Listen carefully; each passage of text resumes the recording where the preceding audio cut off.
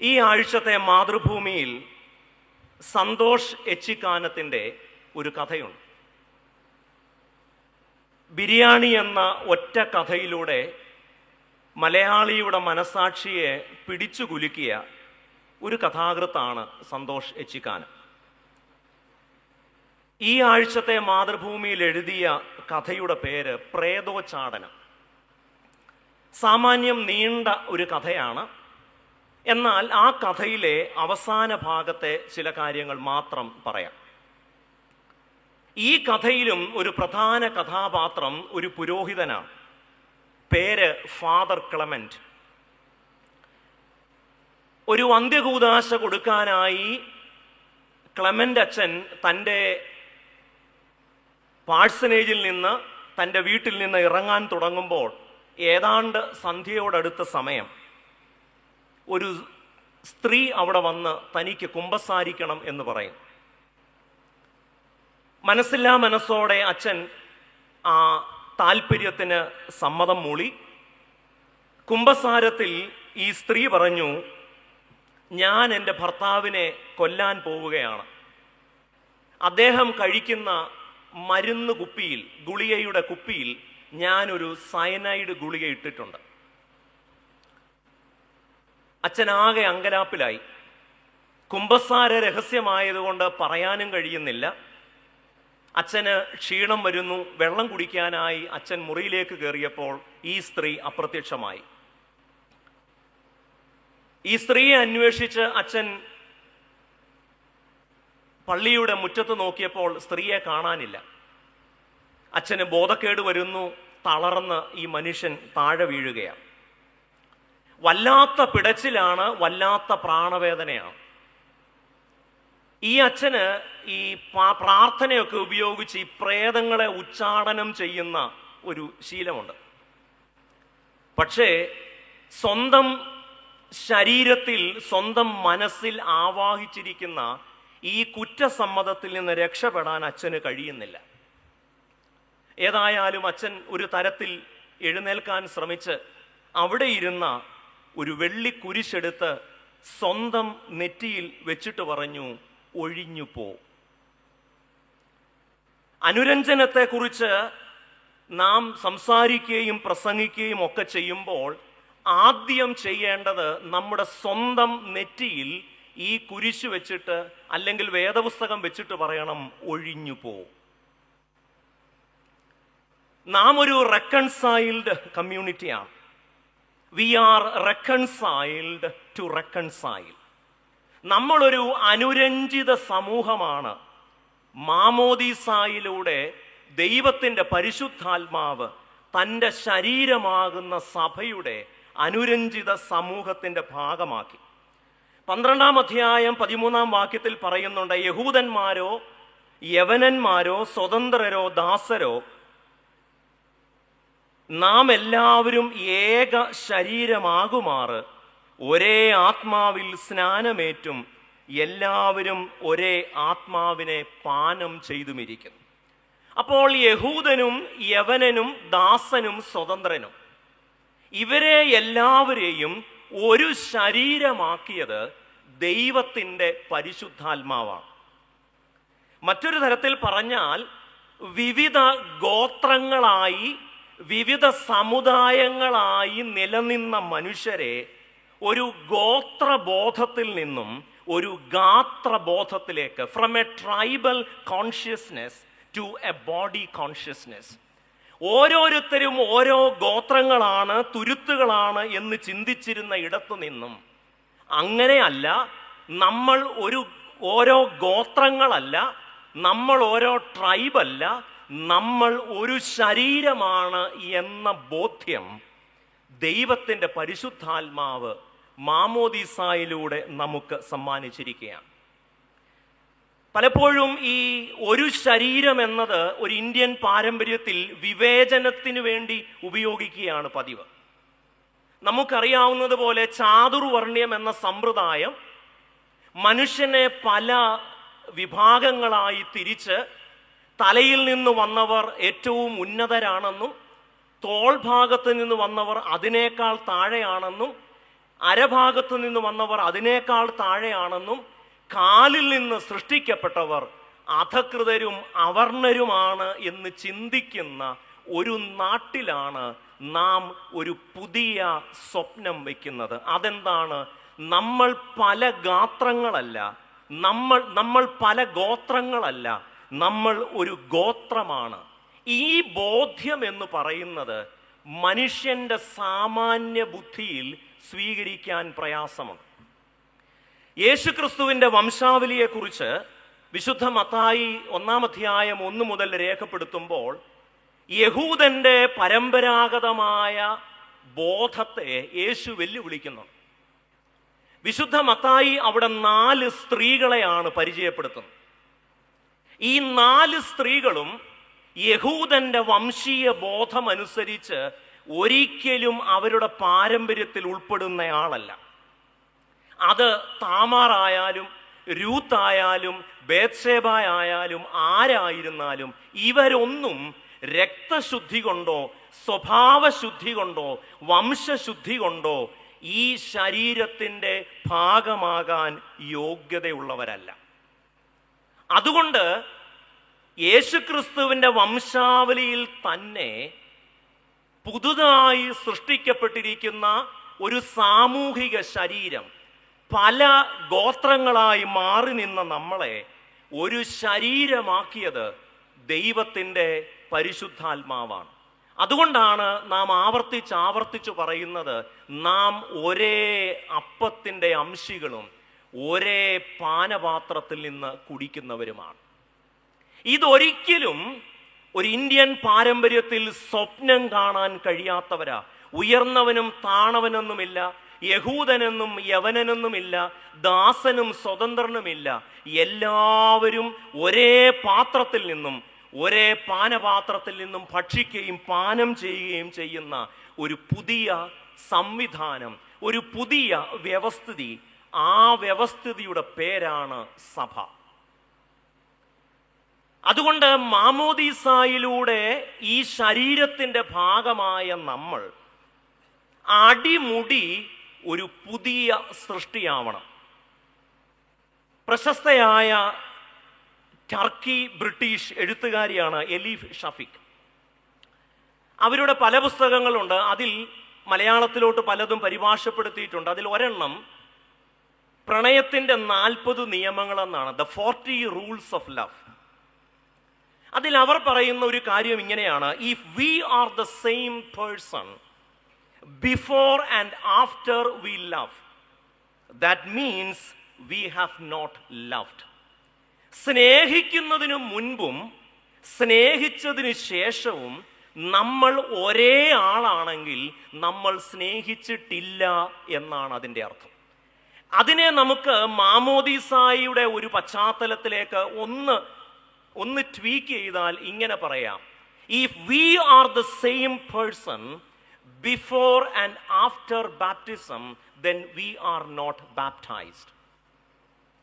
മാമോദീസ ഏൽക്കുന്നതിനു മുൻപും അതിനുശേഷവും നമ്മൾ ഒരേ മനുഷ്യരാണെങ്കിൽ, ഒരേ തരത്തിലാണ് നമ്മുടെ ചിന്താഗതികളെങ്കിൽ, നമ്മൾ മാമോദീസായെ ഏറ്റിട്ടില്ല എന്നല്ലേ അതിൻ്റെ ഒരു അർത്ഥസാധ്യത? ഒരു ശരീരമായിരിക്കുന്ന നമ്മൾ സഹജീവനമാണ് ഉദ്ദേശിക്കുന്നത്. സുഭാഷ് ചന്ദ്രന്റെ ഒരു പ്രയോഗം ഉപയോഗിച്ചാൽ, ഒരു മാമോദീസായിലൂടെ ഒരേ ശരീരമാക്കപ്പെട്ടിരിക്കുന്ന നമ്മളുടെ സഹജീവനം കണ്ട് പൊതുസമൂഹം ഹരഹരപ്പെടണം.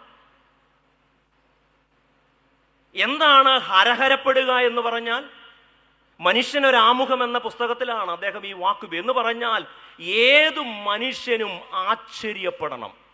ആ എക്സ്ട്രീം എക്സ്ക്ലമേഷൻ എന്നാണ് അർത്ഥം. അതിശയകരമായ അത്ഭുതം എന്നാണ്. എന്ന് പറഞ്ഞാൽ സാമാന്യ ബുദ്ധിക്ക് നിരക്കുന്നതല്ല നമുക്കിടയിലുള്ള ഈ ഒരു സഹജീവനവും സാഹോദര്യവും. അതുകൊണ്ട് മാമോദീസായിലൂടെ ദൈവത്തിൻ്റെ പരിശുദ്ധാത്മാവ് അത്ഭുതകരമായ സഹജീവനത്തിലേക്ക് നമ്മെ പ്രവേശിപ്പിച്ചിരിക്കുക. എന്നാൽ ഈ സഹജീവനം എന്ന് പറയുന്നത് കേവലം അതിജീവനമല്ല. ഒരു സഹജീവനം സാധ്യമാകണമെങ്കിൽ അതിന് നമുക്ക് നൽകപ്പെട്ടിരിക്കുന്ന ഭക്ഷണമാണ് വിശുദ്ധ കുർബാന. മനോഹരമായ ഒരു ആഫ്രിക്കൻ പ്രയോഗം ഇങ്ങനെയാണ്: a cat that dreams of becoming lion must lose its appetite for rats. എനിക്ക് മനസ്സിലാകാൻ വേണ്ടി ഞാൻ അതൊന്നുകൂടെ വായിക്കാം. A cat that dreams of becoming a lion must lose its appetite for rats. നമുക്കെല്ലാം ക്രിസ്തുവിനെ പോലെ ആകണമെന്നാണ് ആഗ്രഹം. പക്ഷേ നമ്മുടെ ഡയറ്റ് അതിനനുസരിച്ചല്ല. എലിയെ തിന്നുന്നവന് ഒരിക്കലും സിംഹമാകാൻ പറ്റില്ല. എലിയെ കാണുമ്പോഴുള്ള നമ്മുടെ ഒരു വീക്ക്നെസ് ഉണ്ടല്ലോ, അതാണ് തിരുമേനി ദ്രവ്യാഗ്രഹം എന്നൊക്കെ പറഞ്ഞതിൻ്റെ. എനിക്ക് വണ്ടിക്കൂലി തരാതിരിക്കാനുള്ള ഒരു സൂത്രമാണോ ഇന്ന് ദ്രവ്യാഗ്രഹത്തെക്കുറിച്ച് ആവർത്തിച്ച് പറഞ്ഞതെന്ന് ഞാൻ ബലമായി സംശയിക്കുന്നുണ്ട്.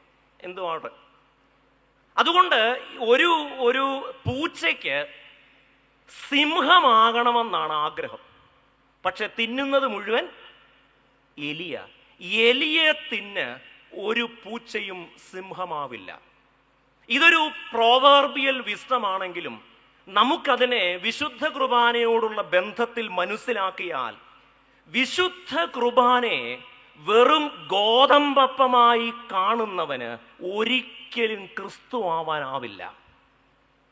എന്നാൽ അത് യേശുവിൻ്റെ ശരീരമാണെന്നും അത് എനിക്ക് വേണ്ടി മുറിക്കപ്പെട്ട ശരീരമാണെന്നും പൂർണ്ണമായി വിശ്വസിച്ച് അത് ഭക്ഷിക്കുന്നവന് മാത്രമേ സിംഹമാകാൻ പറ്റൂ. A cat that dreams of becoming lion must lose its appetite for rats. നമ്മൾ ഓരോ ഞായറാഴ്ചയും തിരുമേശയിൽ വരുമ്പോൾ നമ്മൾ സ്വീകരിക്കുന്നത് ഗോതമ്പപ്പവും മുന്തിരി രസവുമാണെങ്കിൽ നമ്മുടെ എലിയോടുള്ള ആർത്തി മാറില്ല.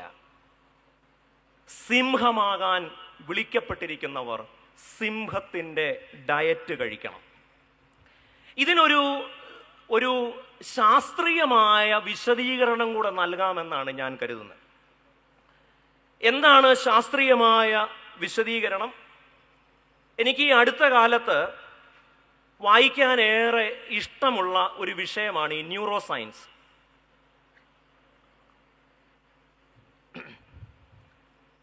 ഇറ്റലിയിലെ പാർമ യൂണിവേഴ്സിറ്റിയിൽ ഒരു പരീക്ഷണം നടത്തുക. ഈ പരീക്ഷണ ലാബിൽ ഒരു കുരങ്ങനെ പിടിച്ചിരുത്തിയിട്ടുണ്ട്. എന്നിട്ട് ഇതിൻ്റെ ദേഹത്തെല്ലാം ഇലക്ട്രോഡുകൾ ഘടിപ്പിച്ചിട്ടുണ്ട്. നമ്മളൊരു സൂത്രം എന്ന് വിചാരിച്ചാൽ മതി. എന്താണ് ഈ പരീക്ഷണം കൊണ്ട് ഉദ്ദേശിക്കുന്നതെന്ന് ചോദിച്ചാൽ, ഈ കുരങ്ങൻ കയ്യോ കാലോ ഒക്കെ അനക്കുമ്പോൾ ഏത് ന്യൂറോണാണ് കുരങ്ങൻ്റെ തലച്ചോറിൽ പ്രവർത്തിക്കുന്നതെന്ന് അറിയാൻ വേണ്ടിയാണ്.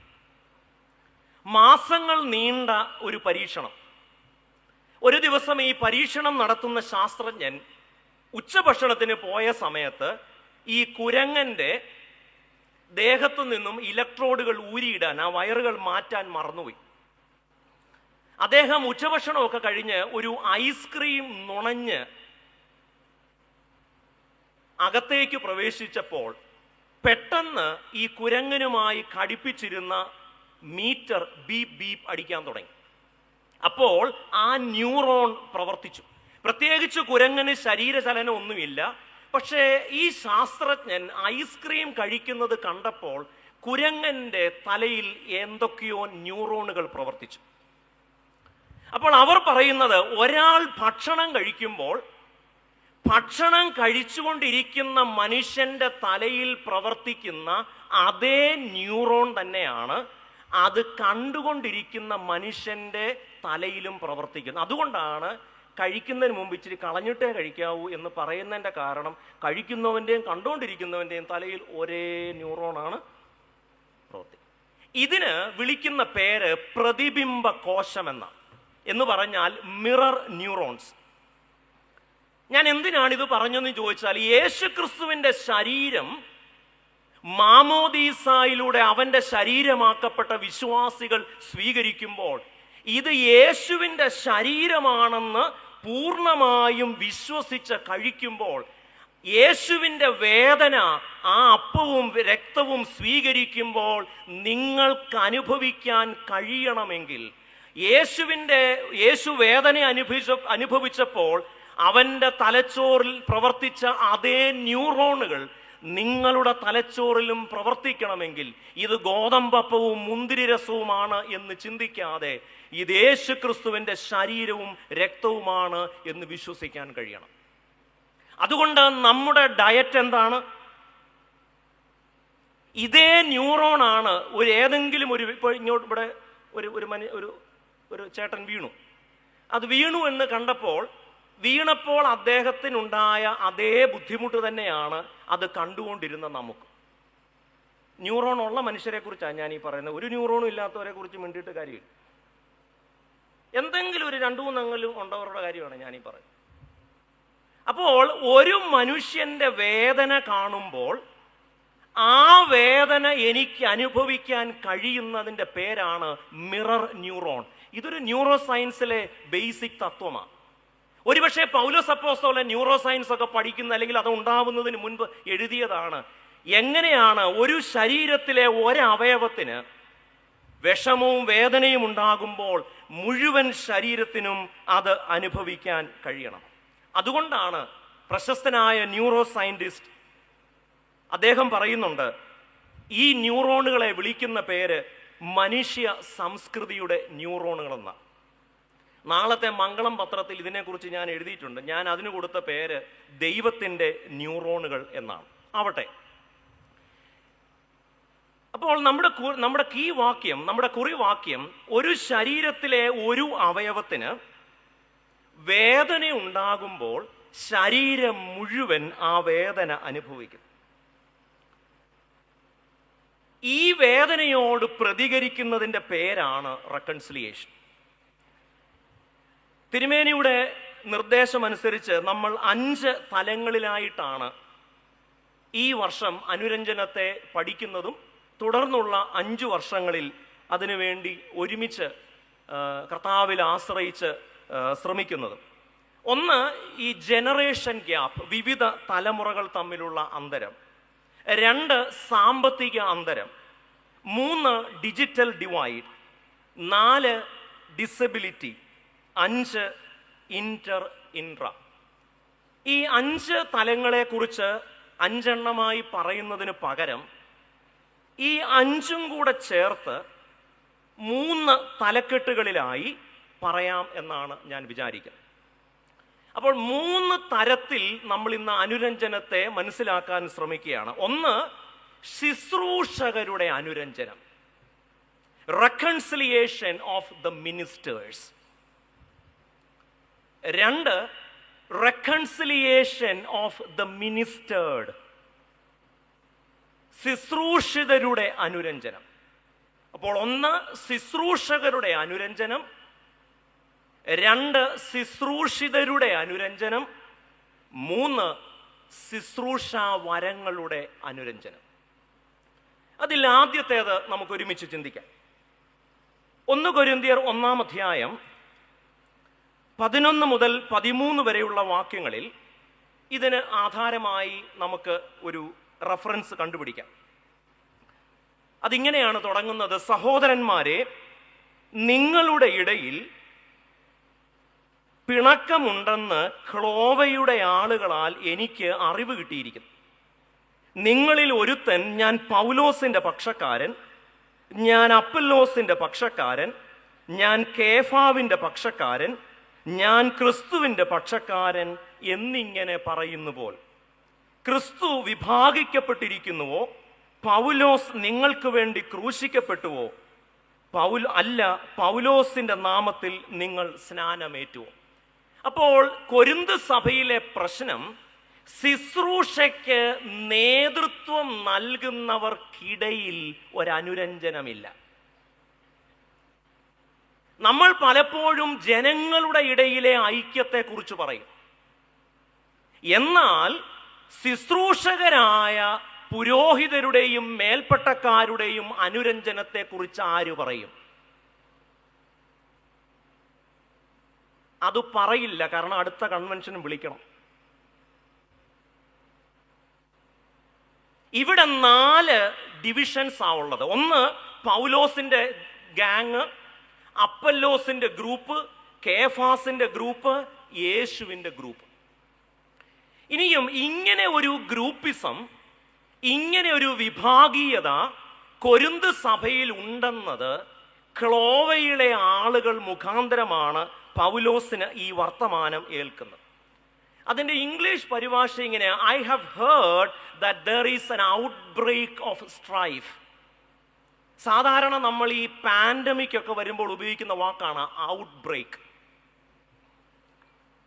കൊരിന്ത് സഭയിലെ വിഭാഗീയതയുടെ പ്രധാന കാരണക്കാർ ജനങ്ങളെക്കാൾ ഉപരിയായി ജനങ്ങൾക്ക് ശുശ്രൂഷ ചെയ്യുന്ന ആളുകളാണ്. ഇവിടെ ശ്രദ്ധിക്കേണ്ട ഒരു കാര്യമായി എനിക്ക് തോന്നുന്നത്, ഇത് ഇങ്ങനെ ഒരു വിഭാഗീയത ഉണ്ടെന്നുള്ളത് ഊമക്കത്തിന്റെ രൂപത്തിലല്ല വന്നത്, അപ്പനും അമ്മയും ഉള്ള റിപ്പോർട്ടാണ്. അതുകൊണ്ട് തന്നെ ഇങ്ങനെ ഒരു പ്രശ്നം കൊരിന്ത് സഭയിൽ ഉണ്ടെന്ന് ഇന്ന ആളുകളിൽ നിന്നാണ് അറിഞ്ഞതെന്ന് വെളിപ്പെടുത്തിക്കൊണ്ടാണ് പൗലോസ് അപ്പോസ്തലൻ. അത് വളരെ ശ്രദ്ധിക്കേണ്ട കാര്യമാണ്. അല്ലാതെ ഒതുക്കത്തിൽ രാത്രിയിൽ അണ്ടിപ്പരിപ്പുമായിട്ട് വന്ന് പറഞ്ഞു കൊടുക്കുന്ന കഥയല്ല ഇത്. ആരാണോ പറഞ്ഞതെന്നും ഈ പറഞ്ഞ റിപ്പോർട്ടിന് അപ്പനും അമ്മയും ഉള്ള റിപ്പോർട്ടാണ്. പൗലോസ് കൊരിന്തിന് ലേഖനം എഴുതുമ്പോൾ പറയുന്നു, ഇങ്ങനെ നിങ്ങൾക്കിടയിൽ ഒരു വിഭാഗീയതയുണ്ടെന്നും നിങ്ങൾ പലതായി പിരിഞ്ഞിരിക്കുകയാണെന്നും ക്ലോവയിലെ ആളുകൾ എന്നോട് പറഞ്ഞിട്ടുണ്ട്. അത് ഈ കത്തിൽ പൗലോസ്, ഇങ്ങനെ എനിക്കൊരു ഊമക്കത്ത് കിട്ടിയെന്നല്ല. ഇനിയും ഇവിടെ 4 ഗ്രൂപ്പുകാരാ ഉള്ളത്. പൗലോസിന്റെ ഗ്രൂപ്പ്, അവരെ വേണമെങ്കിൽ നമുക്ക് ലിബറൽസ് എന്ന് പറയാം. ഇത് പറയാൻ ഇതിനോട് ചേർത്തൊരു നല്ല മലയാള വാക്ക് ഉണ്ട് നമ്മുടെ സഭയുമായി ബന്ധപ്പെടുത്തി പറയാൻ, പക്ഷെ അത് ഓൺലൈൻ ആയതുകൊണ്ട് ഞാൻ പറയുന്നില്ല. രഹസ്യമായി ചോദിച്ചാൽ ഞാനത് പറഞ്ഞുതരാം. എല്ലാത്തിൻ്റെ അവസാനം ഒരു ജി ചേർത്താൽ മതി, അപ്പോൾ ഞാൻ ഉദ്ദേശിക്കുന്ന ആളെ കിട്ടും. ഇവർ വളരെ പുരോഗമനപരമായി ചിന്തിക്കുന്ന ആളുകളാണ്, വളരെ ലിബറൽസ് ആണ്. അപ്പല്ലോസിന്റെ ഒരു കൂട്ടരുണ്ട്, അവര് ഭുജികളാണ്. അതിന് വലിയ പ്രശ്നമില്ലാത്തതുകൊണ്ടാണ് ഞാൻ ആ വാക്ക് ഉപയോഗിക്കുന്നത്. എന്നാൽ വേറെ ചില ആളുകളുണ്ട്, കേഫാവിന്റെ ആളുകളാണ്. അവര് പാരമ്പര്യവാദികളാണ്, അവർ വളരെ ലീഗലിസ്റ്റുകളാണ്. ഭ്രാന്തിന്റെ പല അവസ്ഥാന്തരങ്ങൾ എന്നത് പറഞ്ഞാൽ വിഭാഗീയതയുടെ മൂത്ത ഇനങ്ങളാണ് യേശുവിന്റെ കൂട്ടര്. മറ്റേതിനെയൊക്കെ എങ്ങനെയും സഹിക്കാം. പൗലോസിന്റെ ഗ്രൂപ്പുണ്ട്, അപ്പല്ലോസിന്റെ ഗ്രൂപ്പുണ്ട്, കേഫാവിന്റെ ഗ്രൂപ്പുണ്ട്. ഇതിലൊന്നും പെടാത്ത മൂത്ത ഒരിനമാണ് യേശുവിന്റെ ഗ്രൂപ്പ്. ഗ്രൂപ്പില്ലാത്തവരുടെ ഗ്രൂപ്പ് എന്നൊക്കെ നമ്മൾ പറയുന്ന പോലെ ഞങ്ങൾ ഒരു ഗ്രൂപ്പിലും ഇല്ലെന്ന് പറയുന്നവരൊരു ഗ്രൂപ്പാണ്. എന്നാൽ ഈ വിഭാഗീയതയെക്കുറിച്ച് കേട്ടപ്പോൾ പൗലോസ് അപ്പോസ്തലന്റെ ഇമ്മീഡിയറ്റ് റെസ്പോൺസ് എന്ന് പറയുന്നത് 1 കൊരിന്ത്യർ 1:17 പറയുന്നുണ്ട്, നിങ്ങളുടെ ഈ വിഭാഗീയത ക്രൂശിനെ വ്യർത്ഥമാക്കുന്നു. The division among you frustrates and defeats the cross. കുരിശിനെ പരാജയപ്പെടുത്തുന്ന, ക്രൂശിൽ എന്താണോ ക്രിസ്തു നിർവഹിച്ചത് ആ മുഴുവൻ ക്രൂശ് മരണത്തിന്റെ സൗന്ദര്യത്തെയും വിരൂപമാക്കുന്ന, ക്രൂശിനെ തന്നെ വ്യർത്ഥമാക്കുന്ന വിഭാഗീയത. എന്തുകൊണ്ടാണ് വിഭാഗീയതയിൽ നാം ദുഃഖിക്കേണ്ടത്? കാരണം അത് ക്രൂശിനെ വ്യർത്ഥമാക്കുന്നു. 3-ാം അധ്യായം 4-ാം വാക്യത്തിൽ പൗലോസ് പറയുന്നുണ്ട്, നിങ്ങളിങ്ങനെ അപ്പല്ലോസിന്റെ പക്ഷക്കാരെന്നും കേഫാവിന്റെ പക്ഷക്കാരെന്നും ഒക്കെ പറയുകയാണെങ്കിൽ, ആ വാക്ക് ശ്രദ്ധിക്കണം, നിങ്ങൾ സാധാരണ മനുഷ്യരാണ്. എനിക്ക് ആ പ്രയോഗം ഭയങ്കരമായിട്ട് ഇഷ്ടപ്പെട്ടു. എന്തുകൊണ്ടാണ് ഈ വിഭാഗീയത പൗലോസിനെ വേദനിപ്പിക്കുന്നത്? ഒന്ന്, നിങ്ങളുടെ വിഭാഗീയത ക്രൂശിനെ വ്യർത്ഥമാക്കുന്നു. 2, നിങ്ങൾ സിംഹമാകാൻ വിളിക്കപ്പെട്ടവരാണ്. എന്നാൽ your appetite for division makes you an ordinary person. അസാധാരണമായ ജീവിതം നയിക്കേണ്ടവർ ഗ്രൂപ്പിസം കളിച്ച് നിങ്ങൾ വെറും സാധാരണക്കാരായ മനുഷ്യരാകുന്നുവല്ലോ. എങ്ങനെയാണ് ഇങ്ങനെയുള്ള വിഭാഗീയതകളൊക്കെ ഉണ്ടാവുന്നത്? ഞങ്ങളുടെ നാട്ടിൽ ഒരു പ്രത്യേക മീനുണ്ട്. ഞാൻ കുട്ടനാട്ടിൽ നിന്ന്. വരാലെന്നും വ്രാലെന്നും ഒക്കെ പറയും. അത് അവരവരുടെ വിദ്യാഭ്യാസം അനുസരിച്ച് കൃത്യമായിട്ട് എങ്ങനെ വേണേലും ഉച്ചരിക്കും.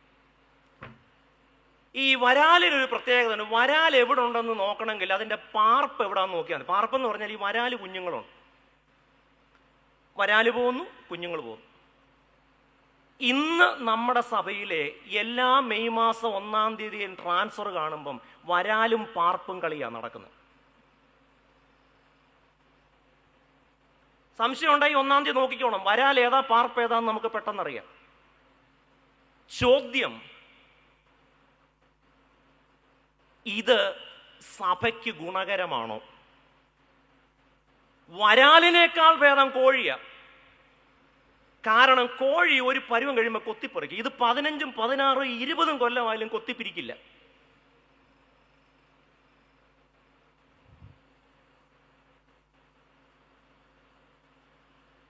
കേൾപ്പാൻ ചെവിയുള്ളവൻ കേൾക്കട്ടെ. മൊത്തത്തിൽ പറഞ്ഞ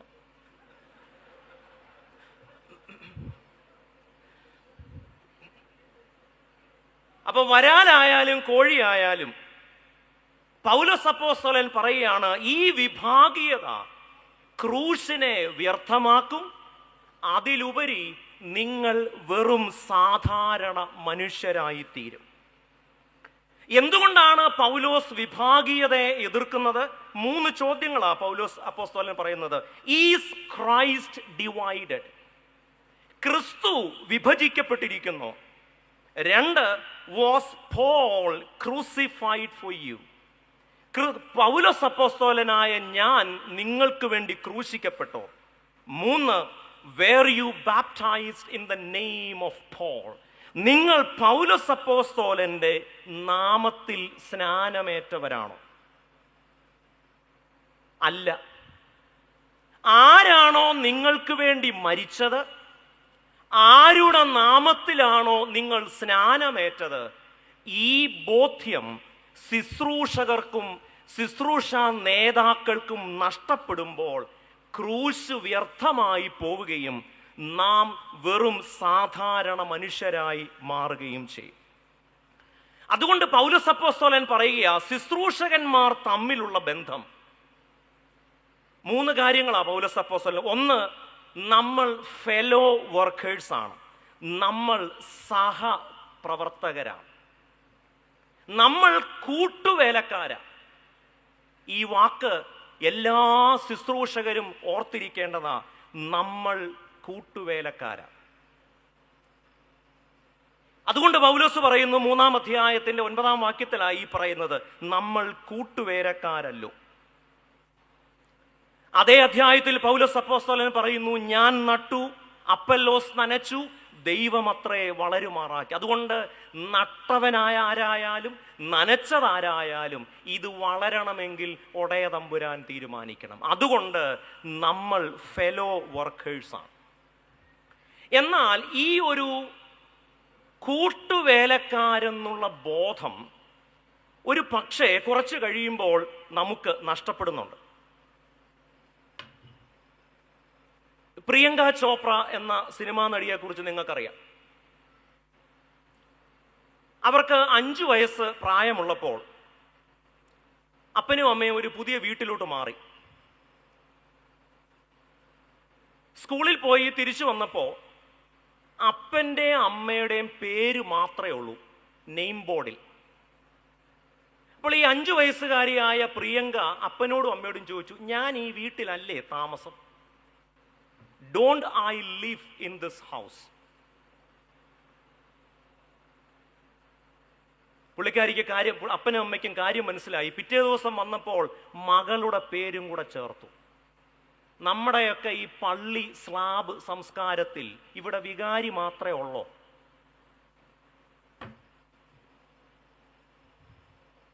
നമ്മളെല്ലാവരും കൂട്ടുവേലക്കാരാണ്. 2 പൗലോസ് അപ്പോസ്തലൻ പറയുന്നു, അവരെ വിളിക്കുന്ന പേര് സഹോദരങ്ങളെ എന്നാണ്. ഇതിവിടെ അധികാരത്തിന്റെ ഭാഷയിലല്ല, ഇവിടെ സ്നേഹത്തിന്റെയും സാഹോദര്യത്തിന്റെയും ഭാഷയിലാണ് വിളിക്കുന്നത്. 3 ആര് നട്ടാലും ആര് നനച്ചാലും ഇതിൻ്റെ എല്ലാം മഹത്വം ദൈവത്തിന് പോണം.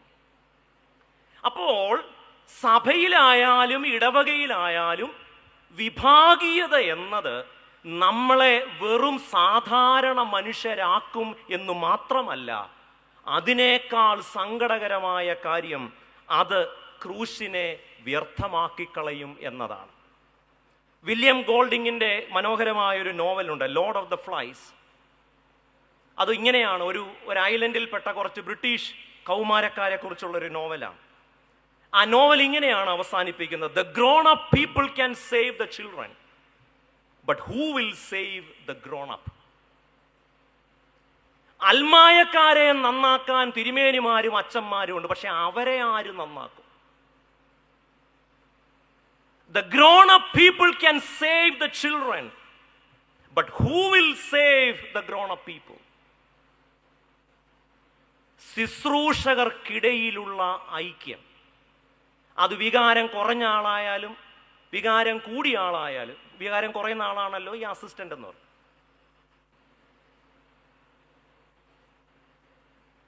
എങ്ങനെയുണ്ട്? വെറുതെ മൈക്ക് കിട്ടുമ്പോൾ തള്ളിയിട്ടൊരു കാര്യമില്ല. ഇവിടെ കുണ്ടറക്കാരിപ്പുണ്ട്. 4 കൊല്ലം PMA ബ്രാച്ചിനും ഞാനും ഞങ്ങൾ വികാരി അലക്സ് അച്ഛനുണ്ട്. ഇപ്പോഴത്തെ പോലെയല്ല, നല്ല ബന്ധമായിരുന്നു. അവര് സാക്ഷ്യം പറയട്ടെ, അപ്പനും മോനും പോലായിരുന്നു. മുൻ വികാരിയും ഇപ്പോഴത്തെ വികാരി, നമുക്കിടയിൽ കുറച്ചുകൂടെ നാം ഒരു കൂട്ടുവേലക്കാരാണെന്ന ബോധം വേണ്ടേ? We can save the lay people, but who will save us? അനുരഞ്ജനം. സഭ പുതുക്കപ്പെടണമെങ്കിൽ ആദ്യം ശുശ്രൂഷകർക്കിടയിൽ ഒരു അനുരഞ്ജനം ഉണ്ടാവണം. 2, ശുശ്രൂഷകരും ശുശ്രൂഷിതരും തമ്മിലുള്ള അനുരഞ്ജനം. Reconciliation between the ministers and the ministered. സമയത്തിന്റെ കുറവ് കൊണ്ട് ഞാൻ അതിൻ്റെ റെഫറൻസുകളൊന്നും വായിക്കുന്നില്ല. 1 കൊരിന്ത്യർ 8-ാം അധ്യായം 7 മുതൽ 11 വരെയുള്ള വാക്യങ്ങളിൽ അവിടെ പൗലോസ് അപ്പോസ്തലൻ ഉപയോഗിച്ചിരിക്കുന്ന ഒരു വാക്കുണ്ട്, ബലഹീനരായ വിശ്വാസികൾ, വീക്ക് ക്രിസ്ത്യൻസ്. ഈ ബലഹീനർ എന്ന് പറഞ്ഞാൽ എന്താണ് പൗലോസ് അപ്പോസ്തലൻ അർത്ഥമാക്കുന്നത്? ഒന്നുകിൽ ഏതെങ്കിലും കാരണം കൊണ്ട് അവർ ലജ്ജിതരായി ജീവിക്കുന്നവരാവാം, അല്ലെങ്കിൽ അപകർഷതാബോധമായിരിക്കാം, അല്ലെങ്കിൽ കുറ്റബോധമായിരിക്കാം. അപ്പോൾ നാണം കൊണ്ടോ കുറ്റബോധം കൊണ്ടോ അപകർഷതാബോധം കൊണ്ടോ ഒക്കെ കഴിയുന്നതായ ധാരാളം മനുഷ്യർ നമ്മുടെ ഇടവകകളിൽ ശുശ്രൂഷാ മേഖലകളിലുണ്ട്. പൗലോസ് അപ്പോസ്തലൻ ആദ്യം സ്വന്തം അനുഭവം തന്നെ പറയുകയാണ്. പൗലോസ് അപ്പോസ്തലൻ he was involved in a murder. ഒരു കൊലപാതകത്തിൽ പങ്കാളിയായിരുന്നു പൗലോസ് അപ്പോസ്തലൻ. ഒരിക്കൽ കൊലപാതകത്തിൽ പെട്ടുകഴിഞ്ഞാൽ ആരും വിശ്വസിക്കില്ല. പൗലോസ് അപ്പോസ്തലന്റെ ഏറ്റവും വലിയ പ്രശ്നം തൻ്റെ മാനസാന്തരം അംഗീകരിപ്പാൻ ആരും തയ്യാറല്ല. നമ്മുടെ ഇടവകയിൽ, നമ്മുടെ കൂട്ടായ്മയിലുള്ള പലരും ആന്തരിക സൗഖ്യത്തിനായിട്ടാണ് ദേവാലയത്തിൽ വരുന്നത്. ഒരുപക്ഷെ കഴിഞ്ഞ കാലം അതിൻ്റെ ചില പ്രവൃത്തികൾ, ഓർമ്മകൾ ഒക്കെ അവരെ വേട്ടയാടുന്നുണ്ടാവാം. ഇതിൽ നിന്നെല്ലാം ഒരു ആന്തരിക സൗഖ്യം ആഗ്രഹിച്ചാണ് അവർ വരുന്നത്. പൗലോസ് അപ്പോസ്തലനെ ഉൾക്കൊള്ളാൻ, പൗലോസ് അപ്പോസ്തലനെ ചേർത്ത് പിടിക്കാൻ ആരുമില്ല. അപ്പോഴാണ് അവിടെ ഒരു ചങ്ക് ബ്രോ ബർണബാസ്, ഒരുപക്ഷെ അന്ന് യെരുശലേമിൽ ഉണ്ടായിരുന്ന വിശ്വാസികളിൽ തന്ത വൈബില്ലാത്ത ഒരേ ഒരാൾ ബർണബാസ് ആയിരിക്കും.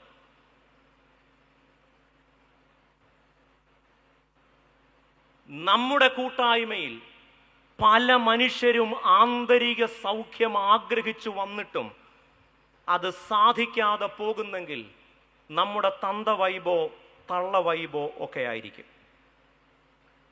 ആരൊക്കെയാണ് ദേവാലയത്തിൽ ആന്തരിക സൗഖ്യം അനുഭവിച്ചു വരുന്നവർ? ഒരുപക്ഷെ കുടുംബത്തിൽ ആരെങ്കിലും ആത്മഹത്യ ചെയ്തിട്ടുള്ളവർ, കഴിഞ്ഞ കാലത്ത് വലിയ മദ്യപാനികളായിരുന്നിട്ടുള്ളവർ, എന്തെങ്കിലും ശാരീരിക പ്രതിസന്ധി നേരിടുന്നവർ, വിവാഹമോചിതരായിട്ടുള്ള ആളുകൾ, ജോലിയില്ലാത്തവർ, വിവാഹം നടക്കാത്തവർ, വിവാഹം കഴിച്ചിട്ടും കുട്ടികളില്ലാത്തവർ, എന്താണോ അവർ പറയാനും കേൾക്കാനും ഓർക്കാനും ആഗ്രഹിക്കാത്തത് അത് വീണ്ടും വീണ്ടും ഓർപ്പിക്കുന്ന ഇടമായി ദേവാലയം മാറുന്നില്ലേ? ഞാൻ കുണ്ടറപ്പള്ളിയിൽ ഇരിക്കുമ്പോൾ കുണ്ടറക്കാരെ രണ്ട് പറഞ്ഞില്ലേ, എനിക്കൊരു സമാധാനമില്ല. ഒരു 3-4 കൊല്ലമായിട്ട് ഞാൻ പെണ്ണ് കെട്ടുന്നില്ല. സത്യം അറിയാതെ പറഞ്ഞു പോയത്. അപ്പോൾ ഒരു ദിവസം ഒരു അച്ചായൻ എന്നോട് ഒന്ന് ചോദിച്ചു, അച്ഛൻ എന്താ കെട്ടാത്തെ? ഞാൻ ഒന്നും മിണ്ടിയില്ല. വല്ല കുഴപ്പമുണ്ടോ? തിരുമേനിയോട് അങ്ങനെ ആരെങ്കിലും ഇല്ല. ഞാൻ 3 കൊല്ലമായി കല്യാണം ഇപ്പോഴും കഴിച്ചിട്ടില്ല കേട്ടോ. നിങ്ങൾ എൻ്റെ മാരിറ്റൽ സ്റ്റേറ്റസ് ഒക്കെ സെയിമാണ്. ഞാൻ കഴിച്ചില്ലേലും കഴിച്ചാലും നിങ്ങൾക്ക് എൻ്റെ മുഖത്ത് നോക്കി ഒരുത്തും ചോദിക്കാം വല്ല കുഴപ്പമുണ്ടോ? ഞാൻ മറുപടി പറഞ്ഞു, പക്ഷെ അത് കാനോനികമല്ലാത്തതുകൊണ്ട് ഇവിടെ പറയാൻ പറ്റില്ല.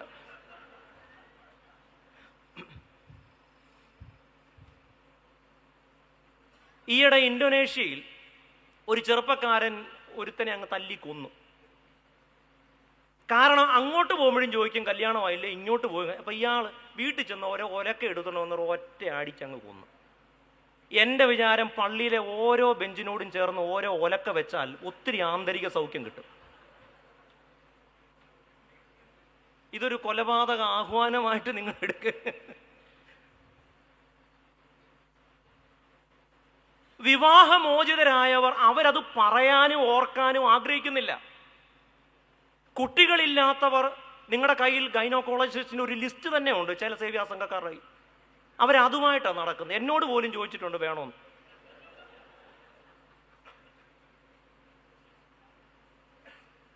ജോലിയില്ലാത്തവനോട് എന്നും ജോലിയില്ലേ, കെട്ടിയില്ലേ, കുട്ടിയില്ലേ, കെട്ടിയിട്ടില്ലേ, എന്തോത്തിന്റെ ഏനക്കേടാന്നാ ഞാൻ അറിയാൻ മേലഞ്ഞിട്ട് ചോദിക്കും. കാരണം അവരിതൊന്നും ഓർക്കാനും പറയാനും സംസാരിക്കാനും ആഗ്രഹിക്കുന്നില്ല. ഇതൊന്നും ചോദിക്കാത്തതും പറയാത്തതും പറയേണ്ടി വരാത്തതുമായ ഒരിടത്ത് ആന്തരിക സൗഖ്യം അന്വേഷിച്ചാണ് അവർ വരുന്നത്. അവരെക്കുറിച്ച് പറയുന്ന പേരാണ് വീക്ക് ക്രിസ്ത്യൻസ്.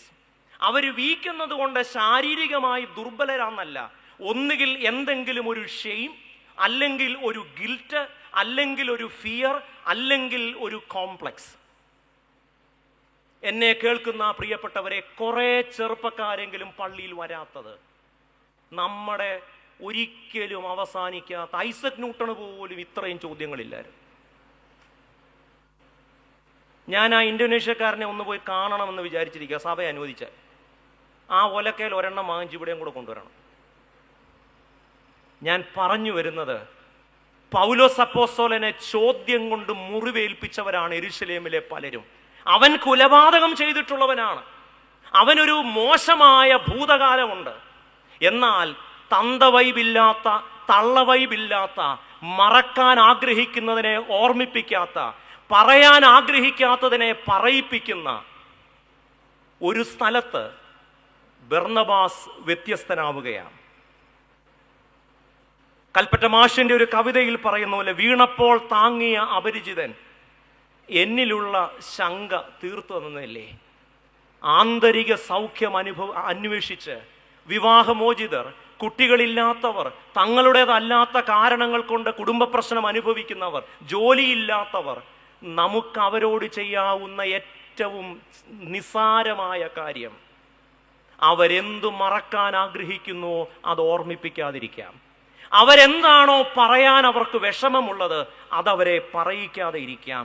എന്ത് കേൾക്കാനാണോ അവരാഗ്രഹിക്കാത്തത് അത് വീണ്ടും വീണ്ടും ചോദിച്ച് അവരെ ദുഃഖിപ്പിക്കാതിരിക്കാം. പൗലോസ് അപ്പോസ്തലന് ആന്തരിക സൗഖ്യം സാധ്യമാക്കിയത് ബർന്നബാസിനെ പോലെ ഒരു മനുഷ്യൻ യെരുശലേമിൽ ഉണ്ടായിരുന്നത് കൊണ്ടാണ്. The reconciliation between the ministers and the ministered.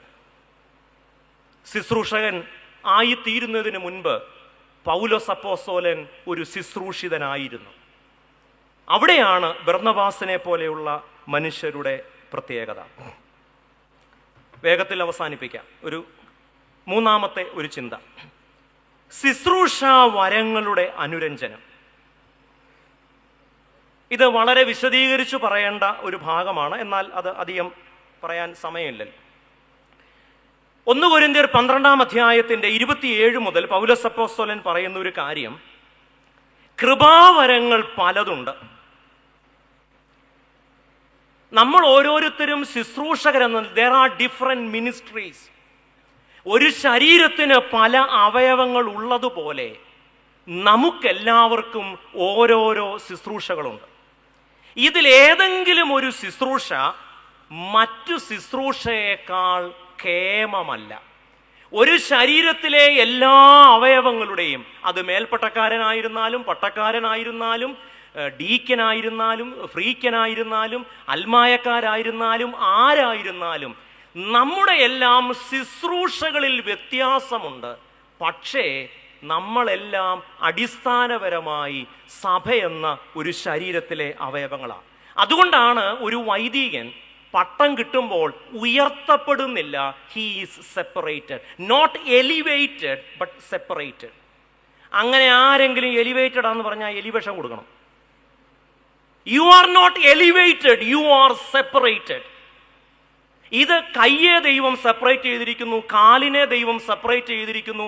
ഒരു ശരീരത്തിലെ എല്ലാ അവയവങ്ങൾക്കും അവരുടെ ശുശ്രൂഷ എന്തായിരുന്നാലും ഒരേ മാന്യതയാണ്. അതുകൊണ്ട് വരവും മാനവും തമ്മിൽ ബന്ധമില്ല. കാരണം ഓരോരുത്തർക്കും ഓരോ ശുശ്രൂഷാവരം, ഓരോരുത്തർക്കും ഓരോ കൃപാവരം. വരമനുസരിച്ചല്ല മാനം, വരവും മാനവും തമ്മിൽ ബന്ധമില്ല. അതുകൊണ്ട് let us not mimic others.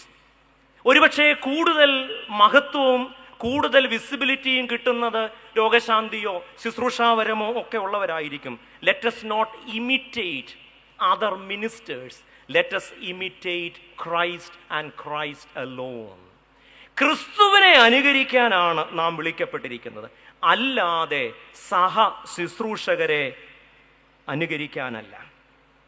V are a reconciled community. വേഗത്തിൽ പറയുന്നതിൽ നിങ്ങൾ ക്ഷമിക്കണം. ഈ അനുരഞ്ജന സമൂഹത്തിന്റെ ദേശീയ ഗാനം എന്താണ്? മറിയയുടെ പാട്ടാണ്. ഏതൊരു ക്രിസ്തീയ സഭയുടെ, ഏത് സഭയാവട്ടെ, ഏത് വിഭാഗമാവട്ടെ, സഭയുടെ എക്ലീസിയൽ ആൻഡ് എക്ലീസിയാസ്റ്റിക്കൽ ആന്തം എന്ന് പറയുന്നത് മാഗ്നിഫിക്കാറ്റാണ്. തിരുമേനി പലവട്ടം പറഞ്ഞതുപോലെ ഇതൊന്നും നടക്കത്തില്ല, ഇതൊന്നും നടക്കാൻ സാധ്യതയില്ല എന്ന് കരുതിയാൽ പ്രതീക്ഷ നഷ്ടപ്പെട്ടു എന്ന് പറഞ്ഞാൽ ബ്രെയിൻ ഡെത്ത് എന്നാണ് അതിൻ്റെ അർത്ഥം. അതുകൊണ്ടൊരു സഭ എന്ന നിലയിൽ നമ്മൾ ബ്രെയിൻ ഡെത്ത് അനുഭവിക്കുന്നവരാണോ? നമുക്ക് നമ്മളെക്കുറിച്ചും സഭയെക്കുറിച്ചുമുള്ള എല്ലാ പ്രതീക്ഷയും നഷ്ടപ്പെട്ടോ? 3 അനുരഞ്ജനങ്ങളെക്കുറിച്ചാണ് പറഞ്ഞത്. 1, ശുശ്രൂഷകർ തമ്മിലുണ്ടാവേണ്ട അനുരഞ്ജനം. 2, ശുശ്രൂഷകരും ശുശ്രൂഷിതരും തമ്മിലുണ്ടാകേണ്ട അനുരഞ്ജനം. 3, ശുശ്രൂഷകൾ തമ്മിലുള്ള അനുരഞ്ജനം. ഒരു കവിതയുടെ ചില ഭാഗങ്ങൾ പറഞ്ഞ് ഞാൻ എൻ്റെ വചന ശുശ്രൂഷയ്ക്ക് വിരാമം കുറിക്കാം. മലയാളത്തിൻ്റെ പ്രിയപ്പെട്ട കവിയാണ് വീരാൻകുട്ടി. അടുത്ത കാലത്ത് ഒരുപക്ഷെ നമ്മൾ പലരും പല തവണ വായിച്ചിട്ടുള്ള ഒരു കവിതയാണ് പരീക്ഷ. വീരാൻകുട്ടി മാഷയുടെ കവിത ഞാൻ ആദ്യം വായിച്ചിട്ട് അതിനെ നമ്മുടെ ഒരു അനുരഞ്ജന ഭാഷ്യം നൽകാം എന്ന് ഞാൻ വിചാരിക്കുന്നു. കവിത ഇങ്ങനെയാണ്, എളുപ്പത്തിൽ മനസ്സിലാക്കാവുന്ന കവിതയാണ്. മഴയത്ത് ഒരില ചൂടി നടന്ന് രണ്ടു പേർ, അവരിൽ ആർക്കാണ് കൂടുതൽ സ്നേഹമെന്ന് എങ്ങനെ അറിയാം? മഴയത്ത് ഒരില ചൂടി നടന്നു പോകുന്നു രണ്ടു പേർ, അവരിൽ ആർക്കാണ് കൂടുതൽ സ്നേഹമെന്ന് ആർക്കറിയാം? കൂടുതൽ നനഞ്ഞതാരാണെന്ന് നോക്കിയാൽ മതി. കൂടുതൽ നനഞ്ഞതാരാണെന്ന് നോക്കിയാൽ മതി. രണ്ടുപേർ ഇഷ്ടത്തോടെ ഒരപ്പം പങ്കിട്ട് കഴിക്കുന്നു. അവരിൽ ആർക്കാണ് കൂടുതൽ സ്നേഹമെന്ന് എങ്ങനെ അറിയാം? രണ്ടുപേർ ഇഷ്ടത്തോടെ ഒരപ്പം പങ്കിട്ട് കഴിക്കുന്നു. അവരിൽ ആർക്കാണ് കൂടുതൽ സ്നേഹമെന്ന് എങ്ങനെ അറിയാം? അപ്പത്തിൽ ചെറിയ കഷ്ണത്തിനായി തിരയുന്ന വിരലുകൾ ആരുടേതെന്ന് നോക്കിയാൽ മതി. അപ്പത്തിൽ ചെറിയ പാതിക്കായി തിടുക്കപ്പെടുന്ന വിരലുകൾ ഏതെന്ന് നോക്കിയാൽ മതി. തങ്ങളിലെ സ്നേഹത്തെ പ്രതി തർക്കിക്കുന്നു രണ്ടുപേർ, അതിൽ ഏറ്റവും സ്നേഹം ആർക്കെന്ന് എങ്ങനെ അറിയാം? തങ്ങളിലെ സ്നേഹത്തെ പ്രതി തർക്കിക്കുന്നു രണ്ടുപേർ, അതിലേറ്റവും സ്നേഹം ആർക്കെന്നറിയാം? അവരിൽ തോൽക്കുന്നതാരെന്നറിയാൻ കാത്തിരുന്നാൽ മതി. അവരിൽ തോൽക്കുന്നതാരെന്നറിയാൻ കാത്തിരുന്നാൽ മതി. നാം ഒരു അനുരഞ്ജനപ്പെട്ട സമൂഹമാണ്. നമ്മിൽ ആരാണ് അനുരഞ്ജനപ്പെട്ടിട്ടുള്ളത്? നമ്മളിൽ ആരാണ് കൂടുതലായി അനുരഞ്ജനത്തെ ആത്മാവിലേറ്റിട്ടുള്ളത്? ഒരു പള്ളിയിൽ ആരാണ് കൂടുതൽ നനയുന്നതെന്ന് നോക്കിയാൽ മതി. ഒരു പള്ളിയിൽ ആരാണ് ഏറ്റവും അനുരഞ്ജനപ്പെട്ടവർ? ഒരു ദേവാലയത്തിൽ ഏറ്റവും അധികം നനയുന്നത് ആരാണെന്ന് നോക്കിയാൽ മതി. അവരാണ് അനുരഞ്ജനപ്പെട്ടവർ. ഒരു ദേവാലയത്തിൽ ഏറ്റവും ചെറിയ സ്ഥാനത്തിനു വേണ്ടിയും ചെറിയ അപ്പത്തിനു വേണ്ടിയും ആരാണോ കാത്തു നിൽക്കുന്നത്, അവരാണ് അനുരഞ്ജനപ്പെട്ടവർ. ഒരിടവകയിൽ ആരാണ് അനുരഞ്ജനപ്പെട്ടവർ? തോറ്റുകൊടുക്കാൻ മടിയില്ലാത്തവരാണ് അനുരഞ്ജനപ്പെട്ടവർ. എന്നെ കേൾക്കുന്ന പ്രിയപ്പെട്ടവരെ, ലോകം നമ്മെ നോക്കുന്നു. നമുക്കൊരു അതിശയ സമൂഹമാവാൻ കൂടുതൽ നനയാം, കൂടുതൽ ചെറിയ കഷണങ്ങൾക്ക് വേണ്ടി കാത്തു നിൽക്കാം, തോൽക്കാം, വീണ്ടും വീണ്ടും തോൽക്കാം. സഹോദരൻ ജയിക്കുന്നതിനേക്കാൾ വലിയ മറ്റെന്താനന്ദമാണുള്ളത്? We are a reconciled community and we are called to reconcile.